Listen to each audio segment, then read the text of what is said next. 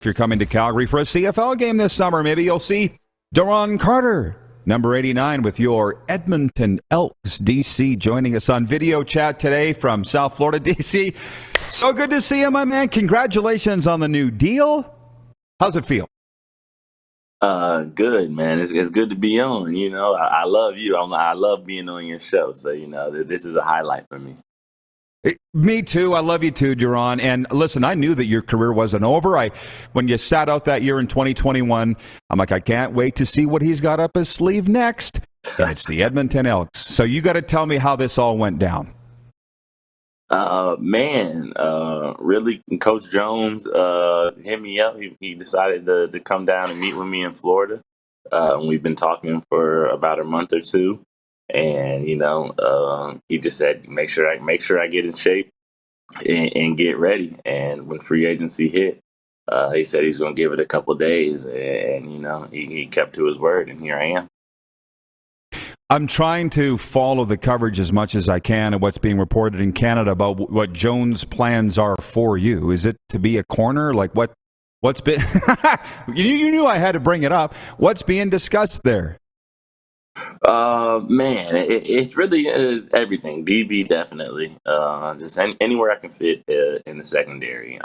When we were in Saskatchewan in 2018, we used to match up, and I used to guard pretty much the tallest receiver. So anything that Coach Jones needs from me, I'm comfortable doing. I just can't wait to get out there and show my skill. Well, there's a lot of things I can ask you about. I mean, you had a workout scheduled in Arizona right before COVID hit, and I don't think that ever happened because of COVID. And then we never really heard anything from you the last 2 years other than coaching high school ball. I mean, do you have those aspirations anymore, or are you just one day at a time and just excited to be back on the field playing in the CFL? Like, where do you think this would lead? For me, I'm just excited to be back on the field. I was coaching. And, so sometimes the coaching aspect would kill me because I'm not out there, playing the game that I love. But for me, I think it's an opportunity to, get back and just show the CFL, what I'm made of. You can't keep a good fella down in a sense. Oh, absolutely. And that's why the CFL needs you. I feel more than you need the CFL, but you're still only 30. And you remember all those talks we had, Duron? You said you wanted to play till you're 40, but things change. Is that still in the offing? Is that, again, you're kind of thinking you're just happy to be on the field, but you weren't hanging it up, right? No, not at all. I mean, I feel great. I don't feel what you would say as the typical 30-year-old turning 31.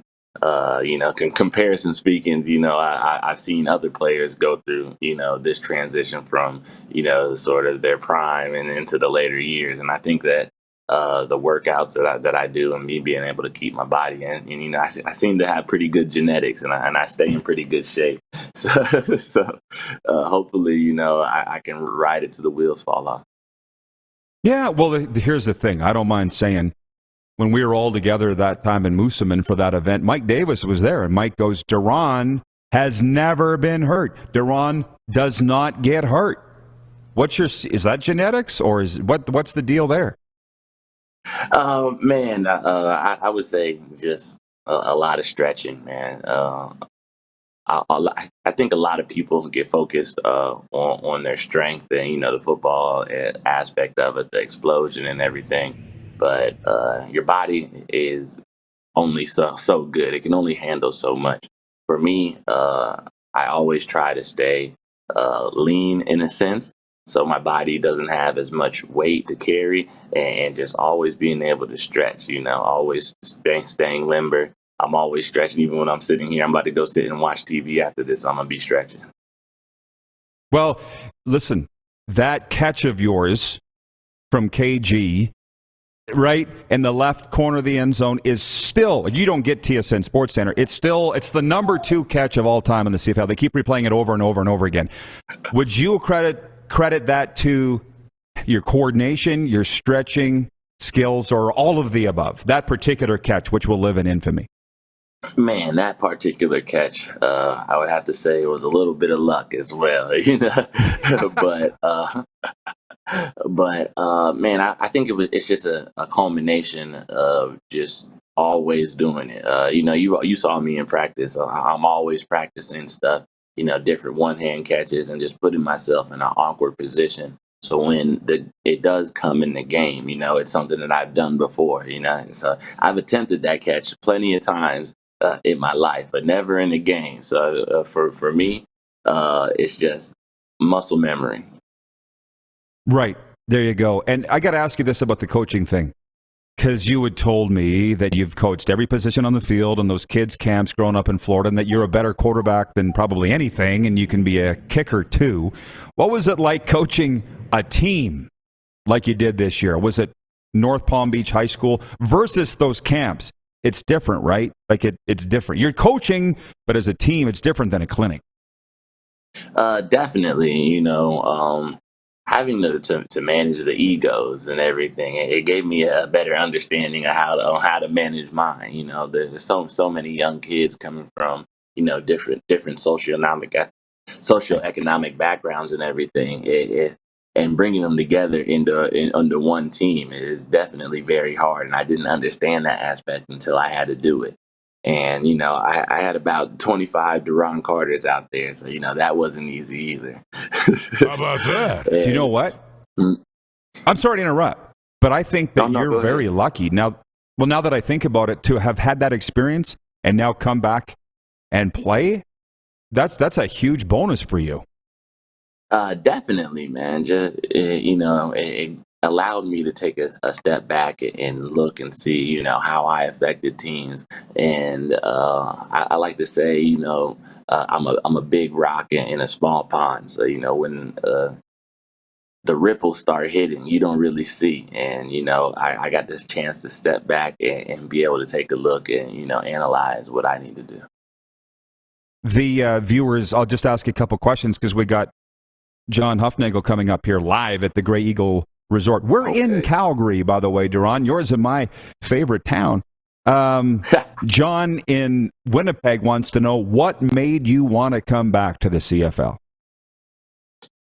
Man, I love playing football at the end of the day. I mean, I would go out there and play a flag football game, with my friends if I needed to. I love playing the game. I love just being in the game of football. And any chance I get to be, out there professionally, I'm going to take it. I picked up on something you said there. You said managing egos of those kids. This is the one thing that I think you're misunderstood, and I'm very misunderstood. I saw a guy in the Miami airport with a mask that said misunderstood. I almost ripped it off him and put it on myself, or give it to you. You don't have an ego. Like, you're good. You're like me. I know I'm good at what I do, but I don't think I'm better than anybody else. Like, that's a very misunderstood thing about you, I think. Like, you don't have a huge ego. I think that's what's given you longevity, unless I've read you wrong, which I don't think I have.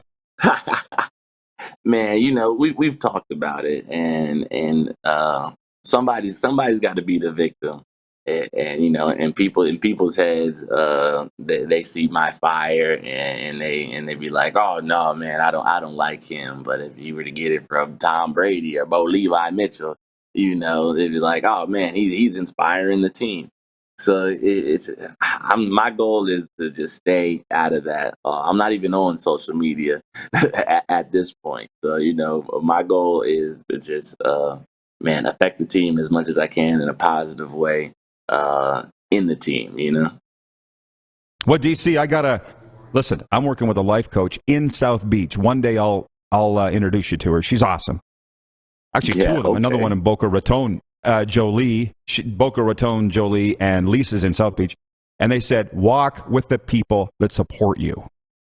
And you know that I'm on that walk with you.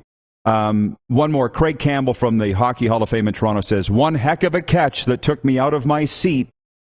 Glad my wife and I were there at Mosaic Stadium to see the Argos and Riders game. Great stadium and atmosphere. Yeah, that is an all-timer from our guy, DC, and in 2022, he's back to do it again. I'm going to let you go. We're going to move Huff in here, Duron, so enjoy the rest of the off-season. Thanks for the time, and we'll do it again soon. I appreciate it, man. Have me back. Yeah, absolutely. The great Duron Carter checking in from gorgeous South Florida. Hey, everybody. Thanks for watching the RP Show on YouTube. And don't forget, we're live daily on YouTube from noon to 2 Eastern. If you like what you see, hit subscribe. And if you like the program, check around for other segments of The Rod Pedersen Show here on YouTube.